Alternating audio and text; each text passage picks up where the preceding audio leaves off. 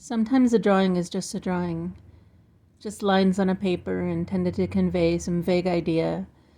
But sometimes a drawing is so much more. My name is Betsy, and if you're new to my channel, then I'd like to welcome you. If you have been following my journey for the last couple of months, then thank you for coming back. I really appreciate that you're still here and that you are keeping me company while I doodle and draw and share with you the process behind a lot of my drawings. So this drawing that I'm starting here, this one is really near and dear to my heart. I don't know what it is about this one, but hopefully I will try to explain to you a little bit about why I love creating these kind of tunnels, or portals is what I like to call them. Those of you who know me a little bit know that one of the biggest inspirations behind my drawings is cosmology, physics, astronomy, anything having to do with that.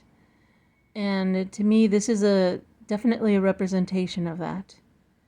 So you'll see that as I'm starting this drawing right here, I just kind of pick some of my favorite patterns, just something that's going to be really soothing and just really satisfying to draw. So I just started by drawing these little squares using a few guidelines, and then I'm just going to start making those there. And although it seems like it's just a simple pattern, just a simple design, when I think of these patterns, I think a lot about some of the forces that are actually at play in the universe. And again, this is why this is such an important process for me. I think a lot about space, universe, space-time, and I'm always wondering what's really at play. I'm trying to connect some of these ideas that I'm learning as I'm studying physics currently, and trying to make it match with the mathematics that I learned over the years. And it's just a lot to think about. It's really difficult to process, and I know that there are great minds who have worked on these things for years, and I'm just a normal person who just is really enthusiastic about these kind of topics, so it takes me time. And one of the ways that I process all of these concepts is by drawing. And so when I choose these patterns, when I decide to draw them out, even though they're just lines, they're just little squares, just little circles, what I'm actually doing is I'm thinking about these scientific concepts. I'm trying to figure out how they make sense. Why do they work? Why do they match? If any of you keep up on cosmology or astronomy, there's actually a whole lot going on right now, especially with all of the technology that's been sent out into space recently. We're learning so much. There are a lot of new studies have been going on, and there's so much data to process.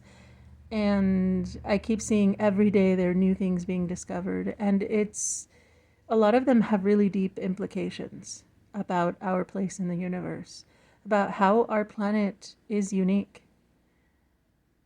And as I'm drawing, I'm doodling, I'm processing everything, trying to understand why it all makes sense, trying to understand why it matters. And of course, I'm doing my best right now to not get deep into the weeds with any of that, because I know that not everybody is interested in that kind of thing. I just know that I am.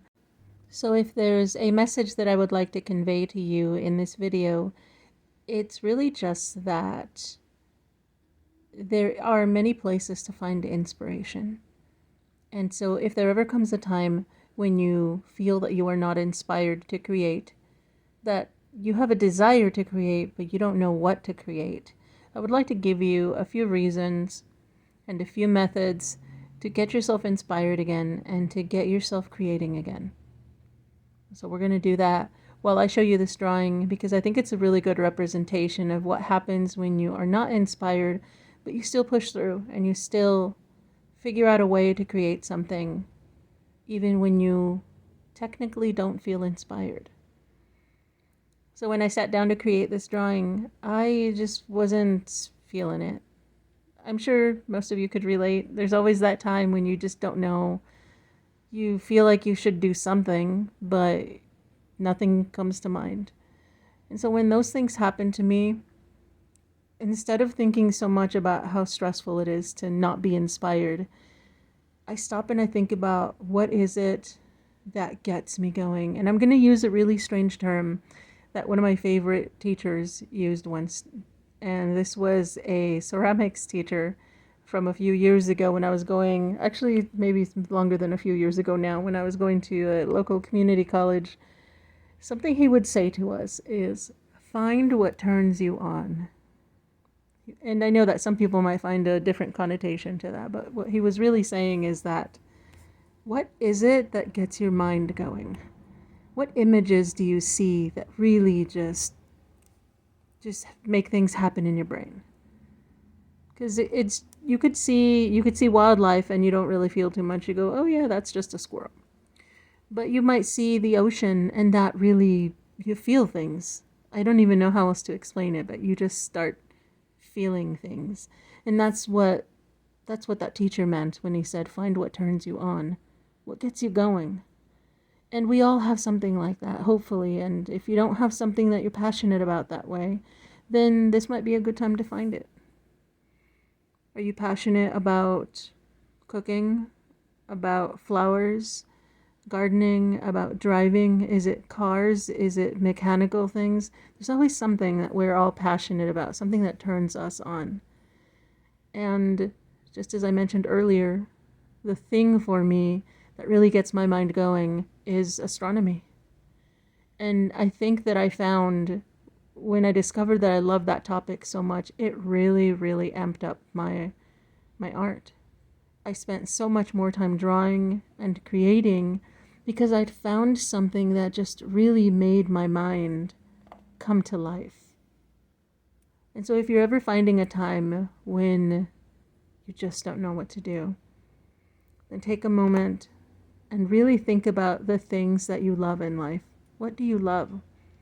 For some people, it's the people in their life, and so they choose to create portraits, or even creating self-portraits. I've known artists who are going through a lot personally, and so it really helps them out a lot to sit for a moment and have a mirror in front of them and just create a self-portrait for a few minutes, to just draw one out real quick as a way of exploring what they're feeling, what they're thinking. So this is what art, I think, is supposed to be for all of us. It's supposed to be a method of expressing not just a simple idea, not just saying, this is a tree, I drew a tree, but sometimes it's about what you were experiencing when you were sitting there beholding such a tree. That's probably why so many of us like to draw things that are in nature, things that we see around us. We find so much inspiration in those. And so yes, if that's all that you want to do sometimes, if the only thing that truly inspires you is a tree, then maybe it's time to pack up your art supplies and go outside and go look at a tree and paint it. And I'm saying this not only as a message to you, but probably as a message to myself, because I think it's about time that I pack up my art supplies and I head out and start watching some trees. There is so much around us to experience, so much to see, so much to think about and consider and enjoy. And a lot of us end up being stuck inside of our homes. And so as a reminder to myself and to you and to any other art friends that you may have, this is a great chance to pack it up and go outside. Go do some stargazing. Go do some bird watching. Take a look at the grass beneath your feet and notice that there are ants and ladybugs and spiders and worms everywhere. There is so much to watch. So many little lives going about their day, in and out. These are all things that are intended to inspire us, that are going to help us create art. Lots of little things. And so if you ever find yourself not knowing what to create, not knowing what to do, simply at a total loss for what should happen, even though you know that you really want to make something, and I would strongly suggest to you to start thinking about the things that you really love. And for me, it's this. I think about existence. It's pretty deep stuff, and I don't have to draw a complicated drawing to represent those kinds of things for me. I draw things that are layered. I draw patterns that to me represent the fabric of space. I draw patterns that represent to me physics and atoms, electrons, particles. That's what I'm thinking about when I'm drawing. And it's easy enough to represent those with little circles and little waves and little lines, showing how they move through time. If you are enjoying some of these patterns that I'm drawing, I would like you to know that I do have a lot of tutorials and I do show some of the other patterns that I draw. And if you would like to learn some of those, you are free to go over there and check out the playlist with some of my patterns if you'd like to get started drawing some of these. I really do feel that pretty much anybody can do this. If you want to draw this, it might look a little different, and that's fine. It's not going to come out exactly the same. This is just how I happen to draw these kind of things. And I think that it's so therapeutic and so helpful to have something that you can do with your hands, something to keep your arms busy, and it also keeps your mind busy at the same time.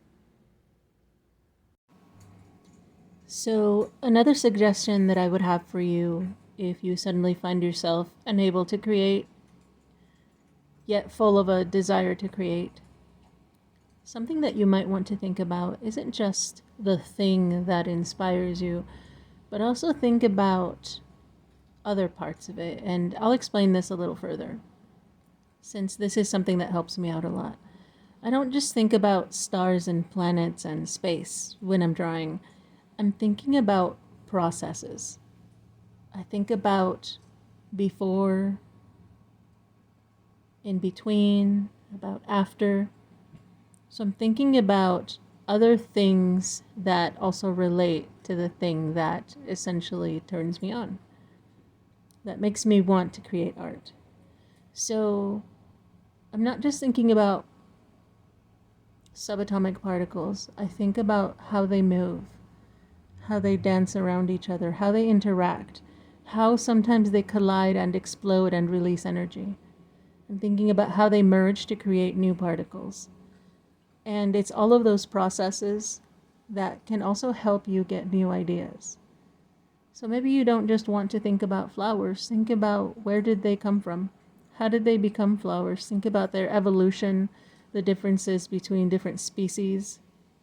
And those kind of things might also help inspire you, and you might suddenly think, oh, I don't just want to draw an actual flower, let me draw some flower that I made up in my mind. And get creative with those kind of things. And yes, I know that that's going to be incredibly difficult when you are already at a loss for ideas, but these are all little things that really do help me kind of start putting lines on the paper. Because I know personally that it's especially during those times when I really need to draw. Right when my mind says, I don't know, I just don't know, that's exactly when I really need to sit down and I really need to just grab a pen and just start making something, anything at all. And that's what I eventually go to, is I start thinking, what are my favorite things? What is it that I would like to see in front of me right now? And essentially what I do is I create that thing that I would like to see.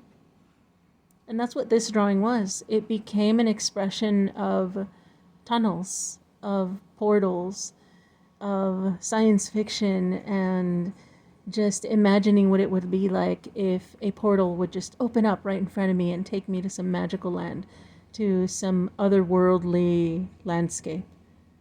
And so it's not just the other landscape that I think about, how magical it would be to be somewhere with purple trees and the blue sunlight. I think about, well, what would it be like just to get there? So again, I'm kind of just throwing a lot of ideas out there, but I'm hoping that you're starting to notice that what it is you're trying to let your imagination run wild. Try to be like you were when you were a kid. And that could have been maybe just a decade ago for you, or it could have been 40 years ago. Try to find your imagination again. Trust me, it's there. So when you're feeling really stressed out, when you're really feeling like you're getting overwhelmed with responsibilities, overwhelmed with things that you really wish you didn't have to be overwhelmed by. That's exactly when you want to try to spend a moment being a child again. Just wondering about the universe around you. Wonder what something might be like, and it could be the oddest thing. If any of you like to watch movies, I know I especially love to watch some of the more new animated movies that are made for children, simply because they're so imaginative.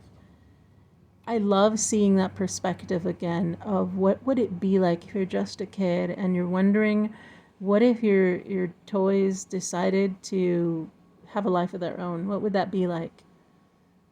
It's just such an interesting thing to think about, and that can really help break you out of kind of a slump. So yeah, I suppose that another suggestion could be is watch one of your favorite movies. And don't just watch it passively, but actually think about, what is it about it that you love so much? It could be a black and white film from a long time ago. It could be a modern film. It could be an indie film, whatever it is. Is it a documentary? What is it about that media that really got your heart going, that really connected to you emotionally or psychologically? And if it isn't film for you, then what is it? Do you like to see other people's paintings? Then you might want to start visiting museums. Do you like to look at anthropological remains? You might want to go to a different kind of museum. There are all sorts of things everywhere. I have friends who are into all sorts of different things, and it's always fun hearing about the kind of places that they go, because they're attempting to pursue the things that really get them going. And this doesn't mean that you have to go on some huge grand adventure. Of course, the internet is there, but it does help if you physically take yourself there. Take yourself to the places that are good for your heart, for your mind, for your soul. So that would be my overall recommendation, actually, is to take yourself somewhere where you're going to be content. And this is a very important advice for me too, because for many years I didn't quite feel safe at home, and so it was really important for me to be able to leave, to be able to grab my things and head out and just place myself in a different environment. And so that was always so important. And now that I actually have my own home and I'm safe around the people that I'm with, I've just been in here a lot. I've been in my house a lot, in my own space, and that's wonderful too. It's great to have my own space. But I feel like it was important too to be able to get out, go look at things, go experience things. So I'm happy that I've been blessed over the years being able to go and actually look at other artwork, and occasionally take trips down to Los Angeles and take a look at some of the exhibitions that were going on. And even there were a few times where I was part of a few art shows, and that was amazing. That was actually like, those were some of the best experiences of my life. And so in order to stay creative, in order to stay inspired, this is what I do. I try to look around. I try to take stock of the kinds of things that really, really inspire me. And I do my best to not let go of those. Because it's at my weakest, it's at my most needy in a way, that's when I really need to be able to sit down and create. I really need that. And I know some of you do too. I feel like that's kind of just a standard reason why we create, why we go to art, why we want to be creative, is just because there's something inside of us that really needs to be expressed. And sometimes the thing we want to express is just making something pretty. And that's okay too. Sometimes we just want to draw pretty things. And sometimes we draw because there's something going on inside that really needs to come out. And whatever reason it is that you want to create, whatever your purpose is, my goal in this video is really just to help you stay inspired. Not necessarily by the things that I do, but to stay inspired through your own driving force, that you find something in your life, in your existence, that gets you going. Find the memories that really make you happy. Find the places that make you content. Find the shapes and the forms that really make you happy. And recreate those in your drawings. Recreate those with your paint. And you'll notice that even the simplest of things can come to life with the magic that is art. So you'll notice that I'm at the point in this drawing here where I'd reached the need for a pencil, and I was just adding some shading. Those of you who've been watching how I draw, you'll notice that I do a lot of this pencil shading, and I've been thinking a lot recently about why I like to do this, and I think what it is because I really like to see shadows. I love shadows. I think a lot about what could be hiding in there. And so when I make my shapes and I layer them, and at the end I come in here with the pencil and add all that in, it's because I think about all those little unseen spaces that lie in between. I'm thinking of in between, of how one thing transitions to the next, but there's always this little unknown area, and it's dark, and there could be something just hiding in there.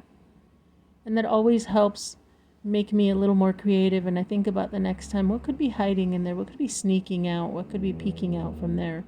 And so I do that whenever I go to the next drawing. That's the next thing that happens, is I end up creating the little hidden things that would have been in between. So I hope that you're all staying creative. Push through those difficult times when you don't feel like you want to draw, but you know you need it. You know you do.